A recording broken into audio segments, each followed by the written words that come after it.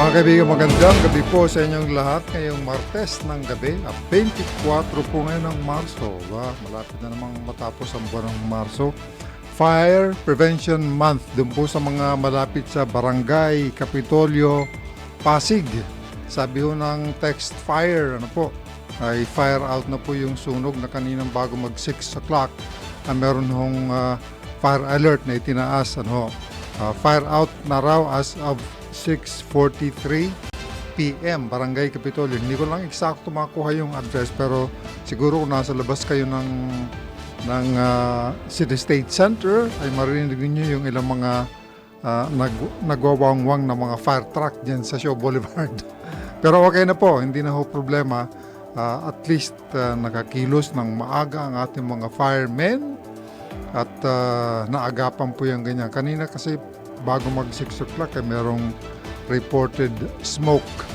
Pagkatapos ayun, tumugong kaagad ang mga fire department dito po sa Pasig City, sa Mandaluyong at mga karatig lugar. Maagap namang naapula at ngayon ay fire out as of 6:43 bago po mag 7 ngayong gabi. Ito po ang Up Pilipinas, usapang pangkapayapaan, usapang pangkaunlaran Pilipinas. Ang ngalan po ni Jerry Zamudio, sa ngalan po ni Emil Carion. Ito po si Andy Vital, kasama ninyo hanggang mamayang alas 8. Pagka Martes, pinag-uusapan po natin ang mga balita, mga updates at mga issue na may kinalaman sa aviation industry. Ulitin ko po ang aming panawagan, ang aming adhikain, ang aming advocacy ay makahikayat ng mas maraming kabataang Pilipino na kumuha ng training, college course, technical course na may kinalaman sa aviation industry. Alam natin yung pagpipiloto ng eroplano, mahalang edukasyon, mahalang training.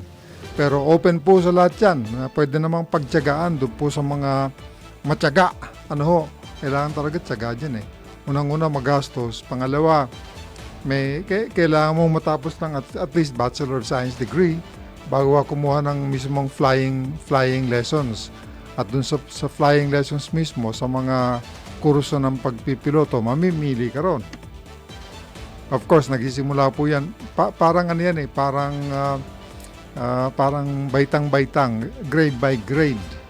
Mula sa pagiging private pilot, patungo sa commercial. Maraming yung mga steps na yung dadaanan bago kayo magkaroon ng isang commercial pilot license. Pero kung tiyaga ang pag-uusapan, basta't matyaga po kayo, pwede ho kayong makakumpleto ng course, makakuha ng lisensya. Pakiusap yan doon sa mga magulang na ngayon ay nagpaplano kung anong ipapakuha sa kanilang anak sa kolehiyo. At siyempre sa mga kabataan mismo na nakikinig ngayon, mga viewers at listeners natin, kung kayo po ay nagpaplano pa lamang ng inyong susundang kurso sa buhay ninyo, isa po yan sa pwede ninyong pag-isipan. Ngayong gabi, as usual, pagka Martes, kaugnayan po natin ng Civil Aviation Authority of the Philippines. At i-welcome ko muna mga kaibigan ang tagapagsalita ng CAAP mismo, si Ginoong Eric Apolonio. Kay Eric, magandang gabi at welcome sa APA Pilipinas. Magandang gabi po, sir. At magandang gabi sa inyong mga manonood at makikinig, At sa mga kaapong sumusubaybay dito sa ating programang Up Pilipinas. Kaya Rick, balitaan nyo nga kami ng kumusta na ba ang sitwasyon sa Middle East as far as flights are concerned? Well, so far to the po, Philippines yung mga advisory is siguro mga na ito, mga hanggang end of April na marami na advisory na marami na flight na canceled, At hopefully by May 1 magsimula na yung mag-normalize. But so far marami hong bawas na mga flights ngayon at karamihan po rito yung patungong Middle East. Siguradong marami sa mga kababayan nating nasa Middle East na magbabakasyon sana for the Holy Week. Malamang hindi matutuloy, Yes, sama po. At unang-una po, bukod sa wala talagang gaanong flight, napakamahal daw po ng pamasahe ngayon Ako? Kaya pala yung mga Amerikano handang magbayad ng tens of thousands of dollars para makauwi sa Amerika, yung mga na-stranded. Pero tayo, pasensya muna tayo, kay Eric. So, may bisita po tayo ngayon kay Eric. Ano bang balita sa ating guest ngayon? Well, Paano dito sa mag-introduce? episode nating APA Pilipinas ngayon, bibita naman ng Civil Aviation Authority of the Philippines yung kwentong magbibigay ng inspirasyon sa mga kababaihan, dahil Women's Month this March. So, minabuti natin na ipakilala ang ating guest ngayon, si Captain Divine Ponce. Siya siyang female pilot na kasalukuyang naka-assign o nagtatrabaho sa CAAP sa Office of the Director General. So, tawagin na po natin si Captain Ponce para siya na ang mag-introduce ng kanyang career. Ipakilala natin mga kaibigan, ang ating panahon ngayon, bukod kay Eric sa Kaap, ay isa pong piloto, babaeng pilot, Captain Divine Ponce. Kapitan, magandang gabi at welcome sa APA Pilipinas. Magandang gabi po, Sir Jerry and Sir Andy and Sir Eric and sa mga tagapagkinig po ng Up Pilipinas. Eric, si General Jerry, hinihintay kong mag-online sa Zoom just in case Yes. makakasama natin sa interview. Captain Divine, nagagala kami na may panahon ka para makasama ngayong gabi sa ating programa, both sa TV and radio audience. Sa mga babaeng piloto, napakarami na siguro, no? I don't know the numbers, pero kung porsyento pag-uusapan, would you know? Kasi nakasaka-up ka naman, siguro tinitingnan mo kahit pa paano yung statistics dyan, no? Captain Divine. Yes po, Sir Andy. At the moment, hindi ko po alam ang exact figures natin, pero very positive po kasi nakikita naman po natin sa CAAP na marami pong kababaihang piloto or mga aspiring pilots na nag-aayos ng licenses nila, and nakikita rin po natin sila sa social media na nag-upload ng training nila as content po. So far, Sir Andy.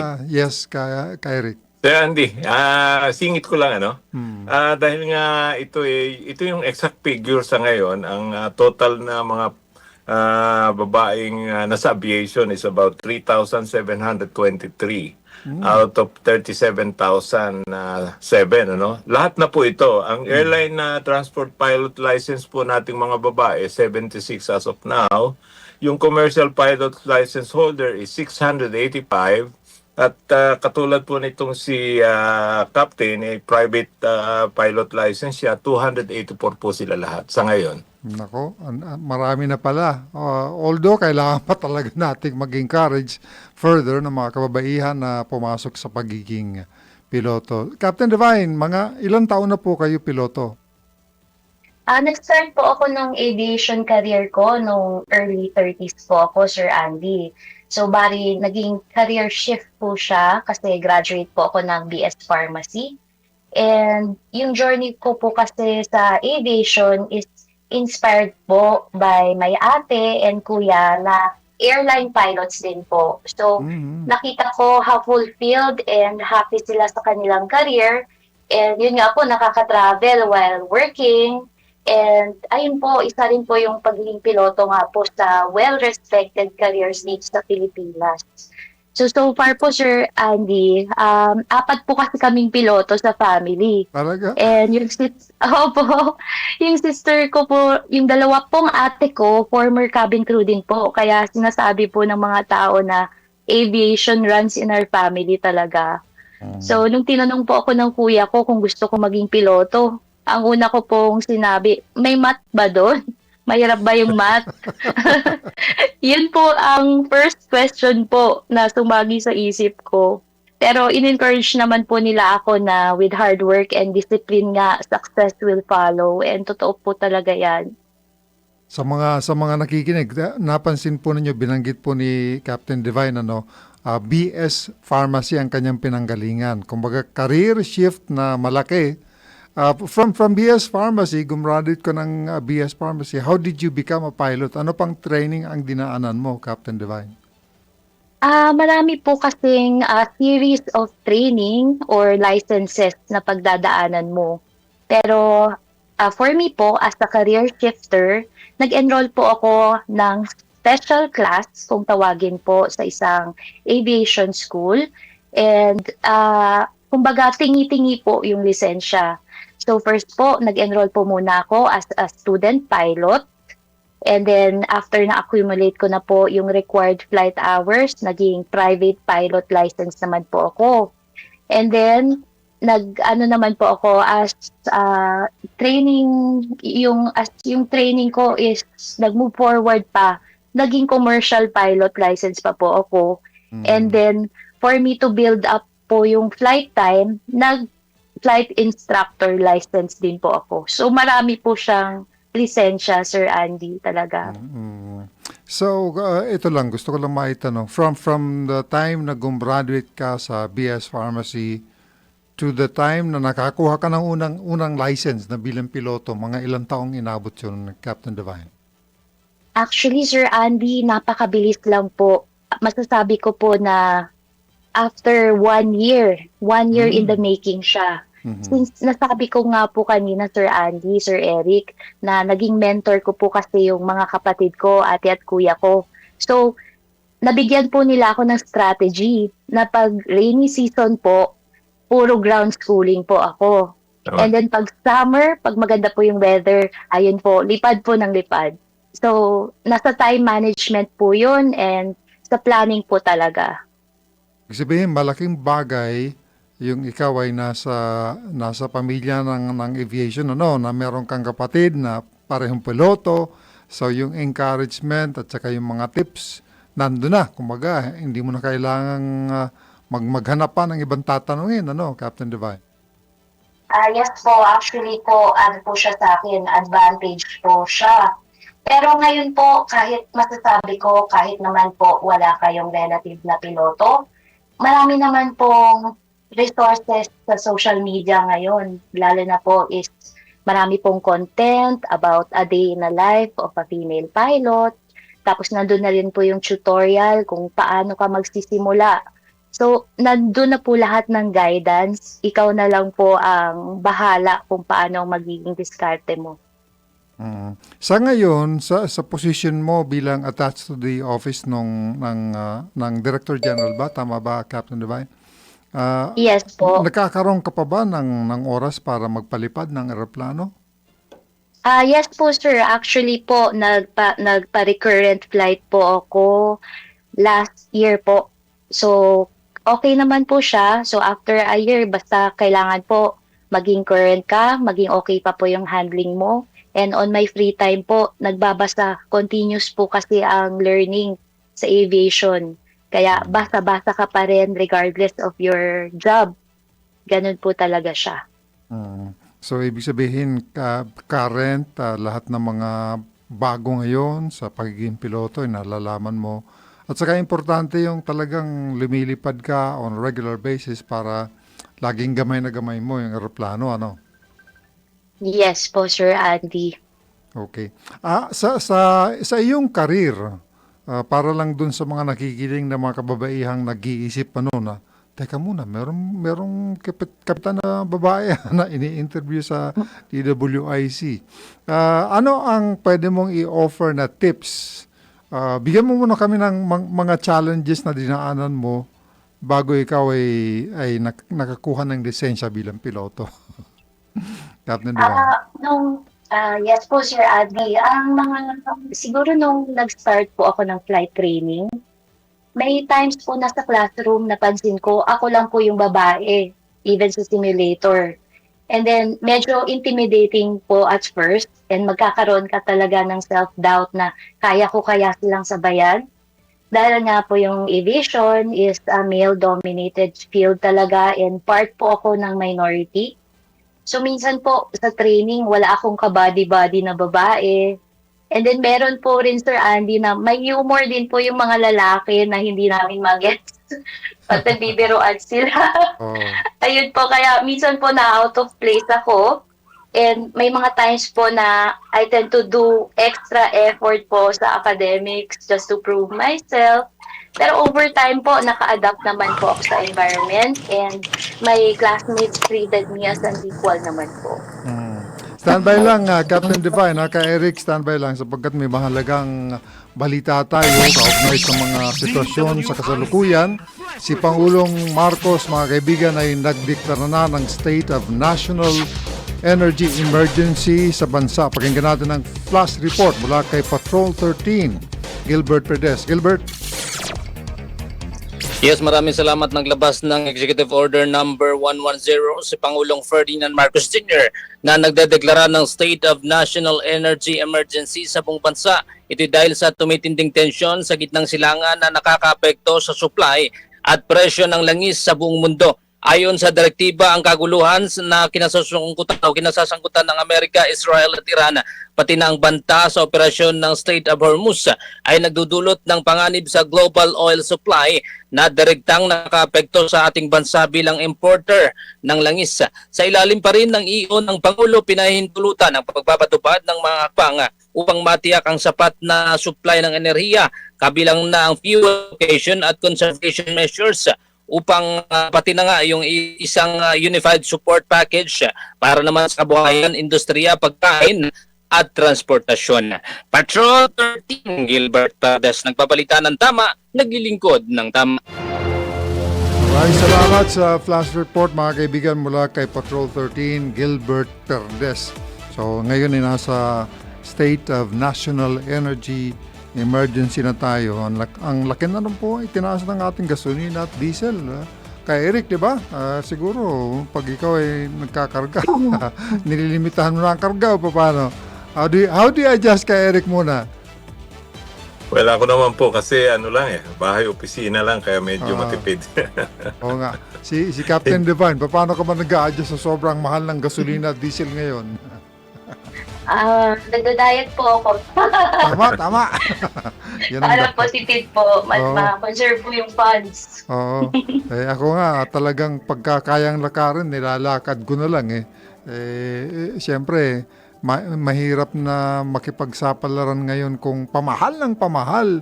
Araw-araw tumataas. Paano ho yan? Kung umabot na ang diesel, 100 plus na.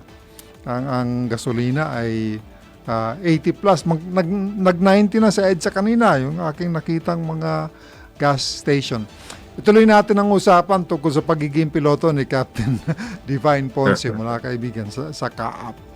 Captain Divine, so sa mga, pakituloy nga yung advice mo sa mga nakikinig na mga kababaihan, lalo ng mga kabataan, and others maybe na nag-graduate sa kolehiyo, nasa ibang career, pero nag-iisip na baka pwedeng pumasok sa pagiging piloto. Ano pang ibang pwede mong ibigay na advice at saka tips sa kanila, Captain Divine? Ang tips ko po siguro na mabibigay is i-try nyo po i-explore yung aviation industry. Kasi ayun nga po, via social media or talk to pilots po, pwede nyo rin po pumunta kayo sa Civil Aviation Authority of the Philippines na marami pong pwedeng mag-guide sa inyo. Pwede rin po kayong mag-discovery flight, Sir Andy kung tawagin. Yun po is yung trial flight po. Ipapa-feel sa inyo yung controls. So, ma-unlock nyo dun kung kaya nyo ba yung heights, kung fear of heights ba kayo, or kaya nyo yung magiging pressure. Meron po agad na glimpse na kung ano po yung magiging buhay nyo pag yung path na aviation or pagiging piloto yung pinili nyo. Ang advice ko naman po sa mga kababaihan or sa mga gustong magpiloto is dapat po very hardworking kayo and may kumpiyansa kayo sa sarili nyo. And normal naman po na magkaroon ng challenges along the way. Kasi part po yan ng journey Diyan po kayo titibay. So stay focused lang kasi one day, hindi lang siya magiging pangarap, Sir Eric. Sir Andy, ikaw na mismo yung nagko-control ng aircraft and ang sarap po ng pakiramdam. Matanong ko lang, paano mo nilampasan yung challenge ng, sabi mo, yung math, yung unang mga tanong mo ay, may math ba dyan? Paano mo nalampasan yung math challenge at naging piloto ka? Kasi importante talaga ang math sa pagiging piloto. Yes po, Sir Andy. Nung nag-start po ako mag-flying, may mga subjects po ako na puro math. So, since kailangan ko i-conquer yung fear na yun minsan, Yes. i-memorize ko po siya word by word. Mm-mm. And kailangan po doble effort eh. Kung saan yung weakness mo, yun po dapat yung hinaharap mo head on. Kasi po, marami naman pong tao na mag-start talaga as a beginner kahit hindi po math or aviation yung subject. Yung willingness to learn mo talaga, na trainable ka, kaya mong mag-double effort, yun po talaga yung mahalaga, Sir Andy. Mm. Sinasabi ko nga minsan sa mga estudyante dyan sa National Aviation Academy of the Philippines, nagtuturo ako dyan.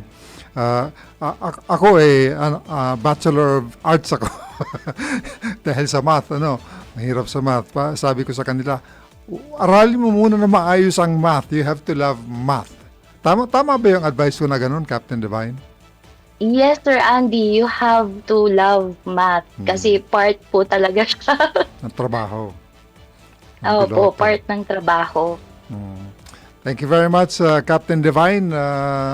Unang-una, congratulations sa pagiging piloto and for staying and helping others na kahit paano makita yung daan para sa pagiging piloto. Last message po niyo sa mga kaibigan po nating nakikinig at listeners at viewers ngayon, Captain Divine. Salamat po na marami.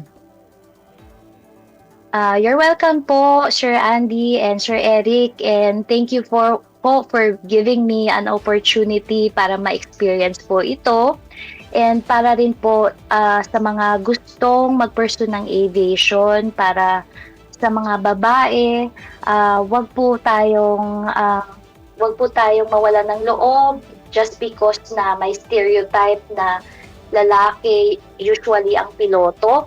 So always remember po na the sky is not limited to anyone. It's open for everyone regardless of your gender, as long as you believe in yourself and you belong in the cockpit just like everyone else po. And happy Women's Month po pala sa mga kababaihan and sa aking mga aviation sisters. Thank you very much, Captain Divine. Happy Women's Month and congratulations again. Kay Eric, maraming salamat din sa buong kaap. Yes, maraming salamat din po at yun ang palagi namin sinasabi, the future is in the skies.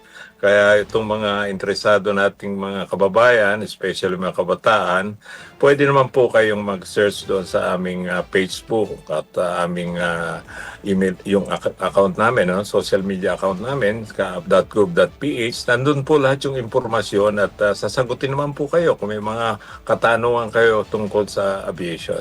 Maraming salamat, Sir Andy, doon sa supporter sa Kaap every Tuesday dito sa Up Pilipinas. Magandang gabi po. Thank you very much kay Eric Apolonio, mga kaibigan. Captain Divine Ponce, salamat din. Salamat po sa buong Civil Aviation Authority of the Philippines. Sa mga nais magtanong, magbigay ng input, mag-comment, magreklamo, magparating ng pagbate, pwede ho kayong pumunta sa Facebook page ng DWIZ. Babasahin po natin facebook.com/DWIZ882. Salamat po kay Miss Netan. Good evening. Sabi niya, God bless. Jake Quintero, hello Captain Divine. Si Captain Divine Ponce ng Kaap, isang babaeng piloto na na-interview natin kanina sa unang bahagi ng programa. Magandang gabi kay Reniela Alexis Canaban. Paulitin ko lang po yung advice po ni Captain Divine Ponce sa mga kababaihang gusto maging piloto. Si Captain Divine ay galing po sa kursong BS Pharmacy sa college. Pagkatapos po, nag-aral po ng pagpipiloto hanggang sa makakuha ng unang lisensya, pangalawang lisensya, pangatlong lisensya, pangapat na lisensya.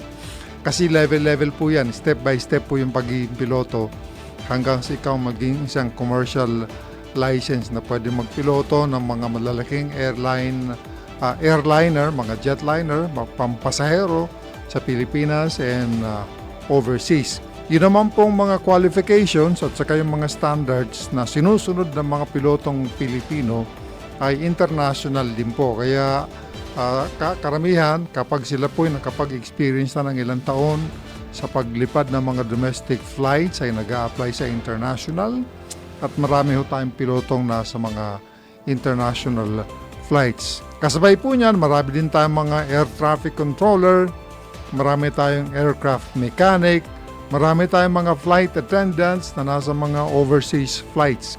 both domestic and overseas flights na maganda ho ang kanilang sweldo, maganda ang benefits na kanilang tinatanggap bilang mga profesional sa aviation industry. Kung kayo po ay nagnanais makapagtanong o kaya malaman yung ilang mga detalye ng mga kursong kinukuha sa aviation industry, isa sa suggestion ko ay pumunta po sa State College na nag-o-offer po nito. Paaralan ng gobyerno, mga kaibigan, na nakatutok sa aviation professions, aviation courses na pwede ho ninyong kunin bilang mga scholar. Scholar, as in libreng tuition. National Aviation Academy of the Philippines, NAAP. Ito po yung dating Philippine State College of Aeronautics at yan ay nasa tabi ng Villamor Air Base dyan sa Pasay City. Di naman po naglilipat ng campus. Meron na po silang apat na campuses sa buong Pilipinas at ang main campus ay nasa Pasay City. Kung nais po ninyo magtanong kung ano mga course offerings dyan, punta lang po sa website ng philsca.edu.ph para makita ninyo ang mga course offerings. Pinabago na po yung website. Siguro baka testingin na lang po ninyo yung naap.edu.ph para makita ninyo ang mga course offerings dyan. Yung piloto, isa lang po yan sa mga course offerings. Meron silang IT courses, as in computer courses, internet, aeronautical engineering, merong aircraft mechanic, aircraft maintenance technology. Meron din mga technical courses na pwede po ninyong pag-isipang kunin. Yan ho ay, again, NAAP, National Aviation Academy of the Philippines. Inaasahan natin, baka si Ka Jerry Samudio, makasama natin sa Zoom. Habulan po, Ka Jerry, kung busy ka man ngayon.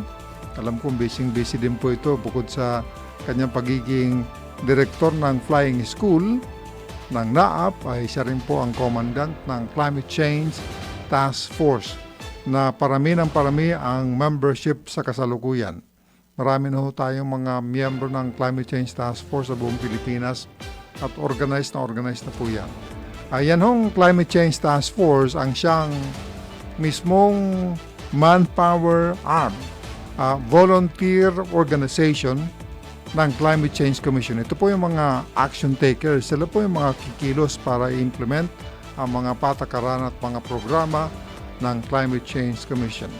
Ang Climate Change Task Force, pwede po ninyong makita ang website nila at pwede kayong maging miyembro. I would encourage everyone.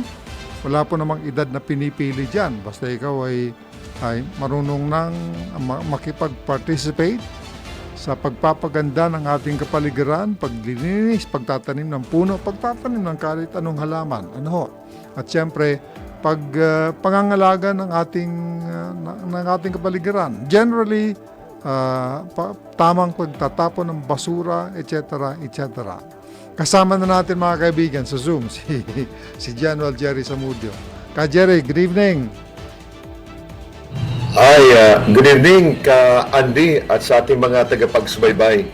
So, samahan kita kasi yung guest natin ay biglang nagkaroon ng activity kaya tayo mo ng dalawa mag-asama hanggang alas 8 ng gabi. Oo. Sayang, hindi mo na inabutan si Captain Divine Ponce, piloto. Actually, monitoring ako kanina ka Andy. Okay. At congratulations sa mga sa ating guest kanina.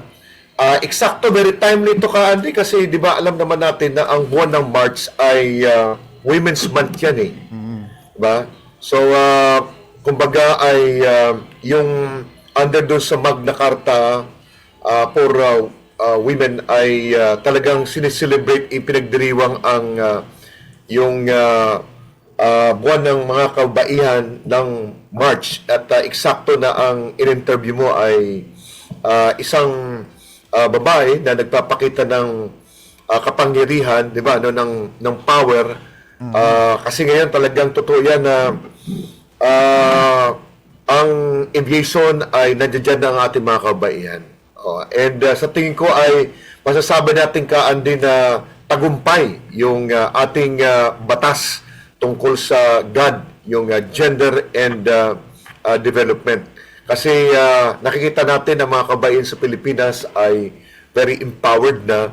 Kaya lang, ang tingin ko lang kaani, dapat i-review na rin ng mga mambabatas natin yung laman ng ating batas na ito. Kasi parang na-achieve na natin kaani eh.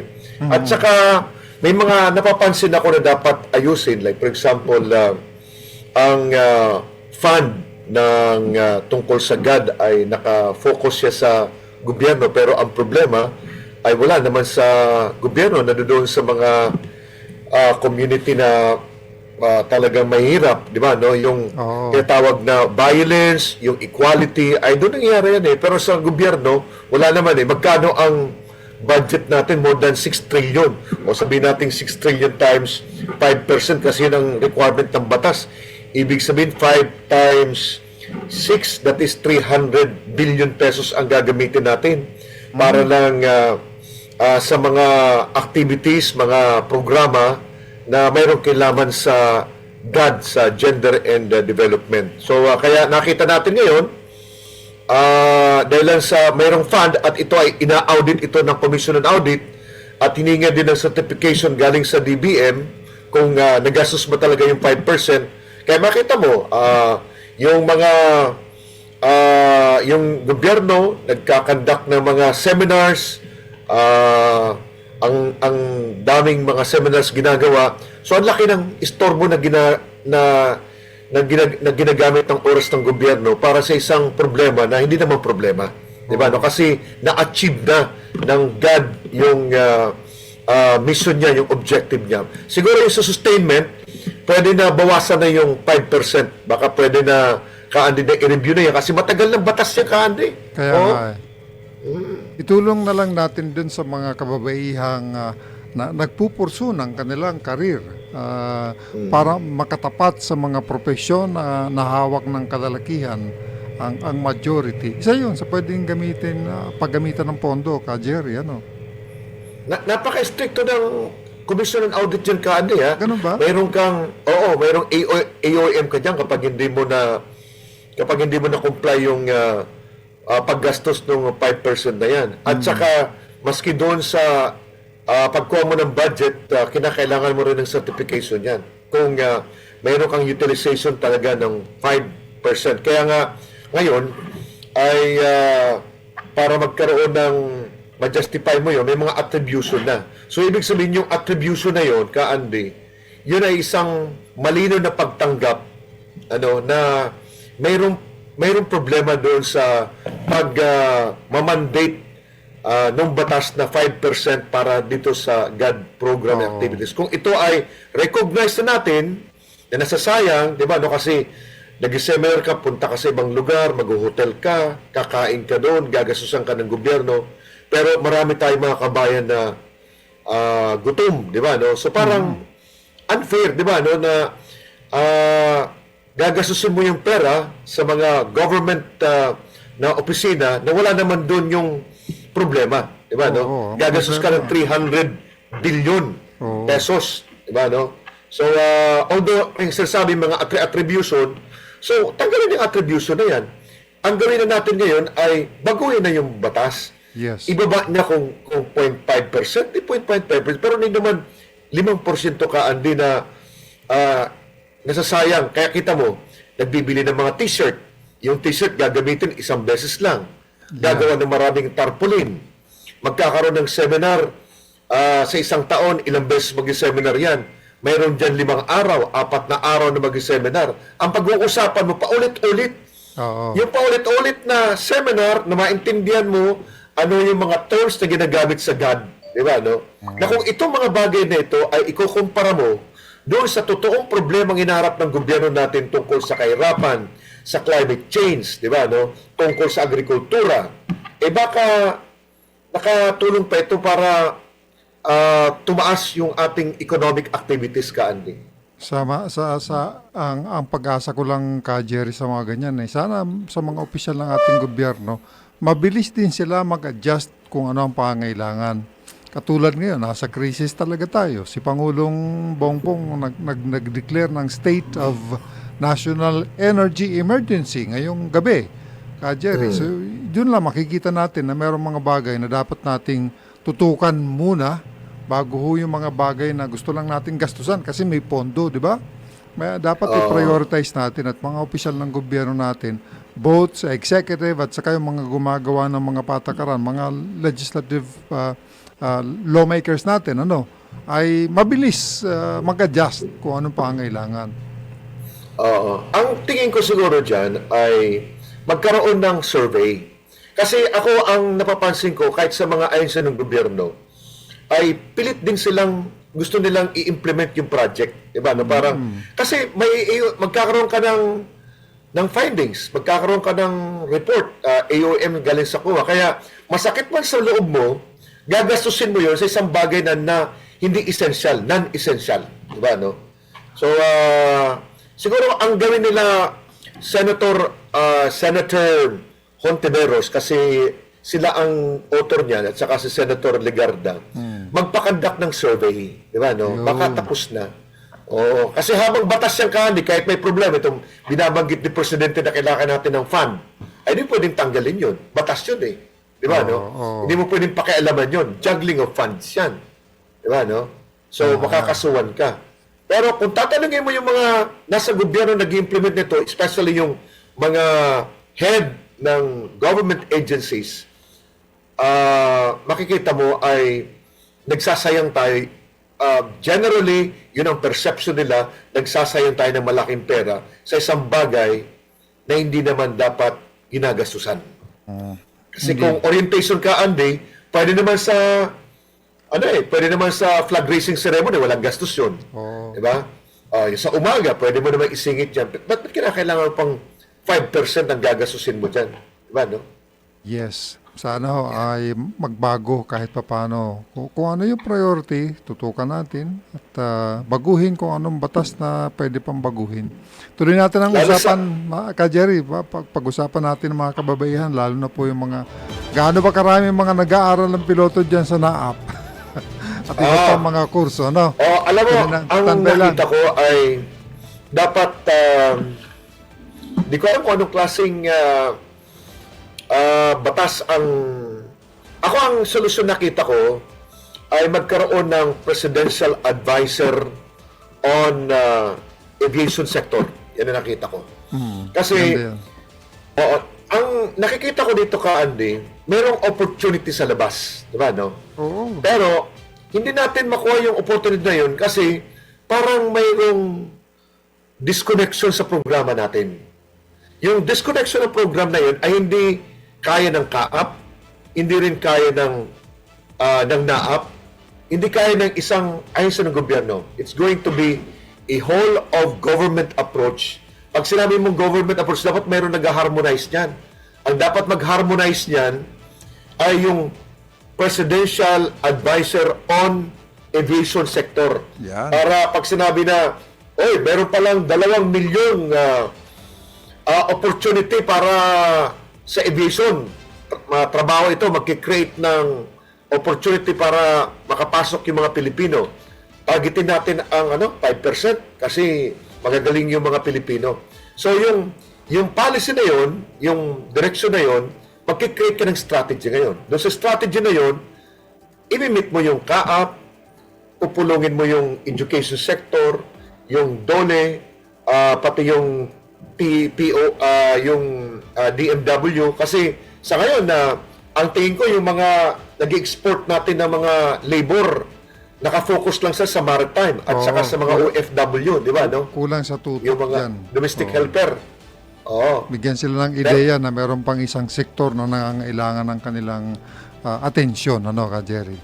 Anyway, standby lang. Tuloy natin ang talakayan, mga kaibigan. Magpapaalala muna tayo sa DWIZ. Oras, alas 7:48. Ka Jerry, natutuwa rin ako sa mga kababayan nating nasa social media, yung mga Facebook page na kumukuha ng picture sa mga gas station, pinopost kung anong presyo ngayon. Nakakatulong din yan kahit paano sa mga opisyal ng gobyerno natin. At sa bawat isa sa atin na be conscious kung anong takbo ng presyo ng langis ngayon. Kaya ito, si Pangulong Bongbong Marcos ay nagdeklara ng National Energy Emergency ngayong araw na ito, Ka Jerry. Siguro tapa, mag-adjust na tayo. Ano bang klaseng adjustment na pwede natin gawin? Bukod sa magtipid. Oo. O nga, no? Kung ikaw si Pangulo, di ba, no? Anong unang gagawin mo? Meron kang emergency power, di ba, no? Pwede bang tatanggalin mo yung, yung tax na ipinapatong natin? Excise tax. Yung excise tax. Ngayon, ang tanong kasi ngayon, Andy, kung tatanggalin mo excise tax na yan, mas kinakailangan natin ng pera ngayon eh.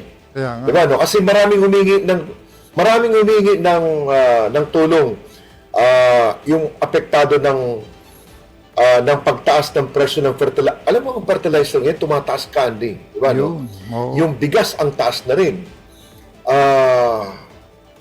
Kung ikaw si Pangulo, kung ikaw si Pangulo ka, Andy, anong unang gagawin mo? Meron kang emergency power. Sige nga. Ako, iipunin ko muna yung mga oil companies. Mag-inventaryo tayo. Ano bang supply ninyo? At ano bang upcoming source ninyo? Kailangan ba nating magtaas o pwede nating i-regulate muna ko? Medyo, moderate the prices kaysa yung hahayaan nating tumaas ng tumaas araw-araw. Siguro, unang hakbang. Pwede, no? Kausapin mo yung mga importer na i-pay muna nila yung kanilang... Kasi ang iba kasi mga negosyante ka, Andy, pag ganitong mayroong crisis, tinitingnan nilang opportunity yan na kumita eh. Kaya nga. So, yung bigas, kaya tama na mayroong emergency power sa presidente. Kasi yung mga tao na ang nasa isip ay kumita sa panahon ng crisis ay mabigyan natin ng solusyon. Tama. Number one dyan ay kailan yung power na binibigay sa kanya ka, Andy, sa energy lang, di ba, no? Wala, tungkol sa bigas, wala. Kasi sa ngayon, tingin ko, ang bigas ay malaking problema rin natin yan. Pero unahin natin yung sa crisis natin sa energy. Pag sinabing energy, hindi lang yung fuel, kasama yung kuryente. Kasama, Diba, no? pati LPG.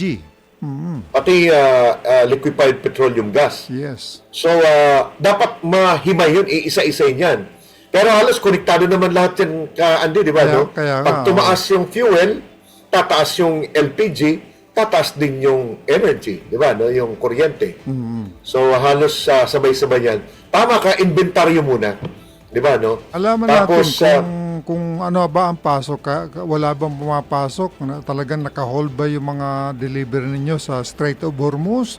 O baka naman meron ng lumusot na nakakapag-supply sa inyo? Sa mga oil companies, dapat maging honest din sila. Sabihin nila ang totoong status ng supply natin. Tama yun, oo.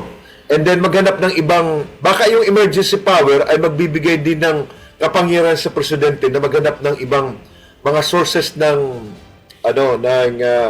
gasolina natin, ng oil, di ba, no?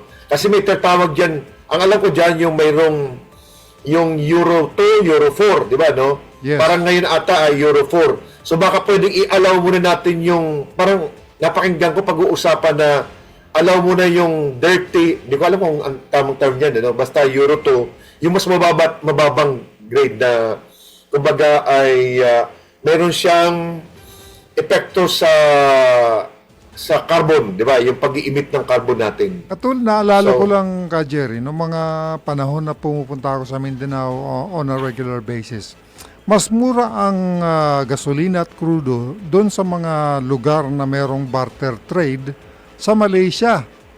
Kasi nanggagaling doon mismo yung kanilang crudo. I don't know kung yun ay legal, pero alam mo, may mga gasolinahan doon sa Basilan, sa Tawi-Tawi, sa Sulu, na mas mura kasi nakakarating doon yung petrolyo galing ng Malaysia. Yun ang sabi ng mga taga roon. Baka naman may pwedeng alternative source dito sa ating mga kapitbahay na hindi galing na Middle East. Alam yan ng Department of Energy, kaya nga mas maganda ma-interview sila para at least malaman ano bang strategy ninyo, di ba, no? So baka itong ganitong klaseng kapangyarihan, magamit lang ito para mayroong mga kumita. Yun ang dapat mabantayan. Yes. Kasi minsan, itong kapangyarihan na binibigay sa ating Pangulo, dapat magamit ho ng mga taong, yung mga opisyal natin sa gobyerno, para tulungan yung ating mga kabayan, para hindi kumita yung mga kaibigan natin. So, alam ko malinis yung intensyon ng ating Pangulo dito, pero paano kung yung mga taong nasa ibaba niya ay gamitin itong kapangyarihan nito para kumita yung mga kaibigan nila. Diba, no? Kaya nga, hindi mawawala yung ganong klase ng duda. Kasi talaga meron namang ganong nagsasamantala sa krisis. Alam mo naman dito sa atin, nangyayari yan. Talagang problema na lahat tayo magbantay ka, Andre, no? Tama, Kaya lang sa tama. atin, ang problema sa pagbantay natin, kulang din tayo ng kaalaman, kulang tayo ng impormasyon dahil hindi naman ganun ka-transparent yung mga transaksyon, mga impormasyon na mayroong kailangan sa oil ka, Andy. Di ba, no? Yan ang pagkukulang din natin sa ating mga kapatid sa media na hindi natututukan kung paano tayo paano yung nitty-gritty, yung detalye yung mga impormasyon nasa likuran ng energy, di ba, no? Oo. Like, for example, paano yan binibili, di ba, no? Paano yan tinatax yan, yung excise tax yan. Paano yan di-deliver dito, magkano yung, para at least, tayo sana, kung empowered tayo, ay alam natin kung paano, saan natin sila mabantayan. Di ba, no? Tama. Oo. Sana So, yun ang mga forum. mas malawak na diskusyon at dapat tumulong talaga tayo na nasa media na mas malawak ito para malaman natin ang mga dahilan. Yan ang dapat na pagtuunan ng pansin ng Kongreso ngayon, Candy. Magkaroon ng public hearing, di ba, no? Magkaroon ng mga pagdinig na paano, anong gagawin natin? Kasi doon sa pagdinig ng Candy, ay nagtitrigger siya ng mas malalim na discussion kasi yung may mga alam, minsan nagbubuluntaryo yung maging resource person. Di ba, no? Tama, Kasi tama. pinag-uusapan in public. Okay. Okay, Candy, inabot na tayo ng oras. Maraming salamat sa ating mga tagapagsubaybay at pasalamatan ko lang yung aking mga kapatid na pumunta dito sa Batangas. Dinalaw kami dito. At of course, sa aking asawa at mga anak na talagang naging katulong ko. Maraming salamat, Candy. Thank you. General, maraming salamat kay Jerry Zamudio, mga kaibigan. Salamat din sa inyong pagsubaybay sa Pilipinas. Tayo po ay magpapatuloy alas 7 hanggang alas 8 bukas. Hanggang Biyernes sa DWIC. Ito po si Andy Vital. Salamat po. Ingat kayo.